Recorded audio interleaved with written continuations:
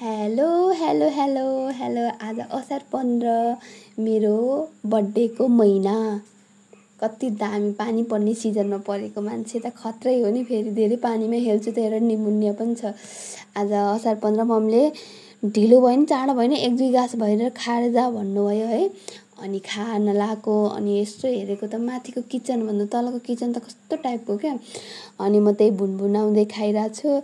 आफूले आफैमा अब्सेस्ड भउँदै खाँदै रमाउँदै है। अनि ड्युटीतिर लागेँ। यस्तो पानीले हिलो बनाइदियो। हाम्रो त्यो रुख ढलेर हेर्नु त कस्तो डेन्जरवाला रुख ढलेको नि त। ठुल्ठुलो आँप पाल्थ्यो हामीलाई दिनुहुन्थ्यो।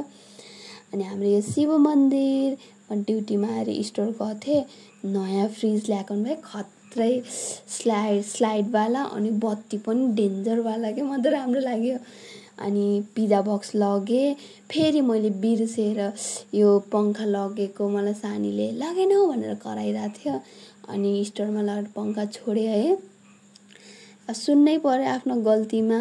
अनि यसको पनि भिडियो बनाइदियो। अब दाइहरूले देख्यो भने यस्तो बिल्ला हान्छन् हाने नि केही भएन होइन। आफूलाई मन लाग्यो त लाग्यो। अनि भिडियो गरेँ। अनि हाम्रो दही चिउरा खाने पाली आयो। अनि अर्को दाइले बनाऊ है बहिनी भन्यो। अनि मलाई त आएन अगाडि सरेँ। मम्मीले अगाडि सर्नुपर्छ भन्नुहुन्थ्यो नि त। अनि यसरी छानेको।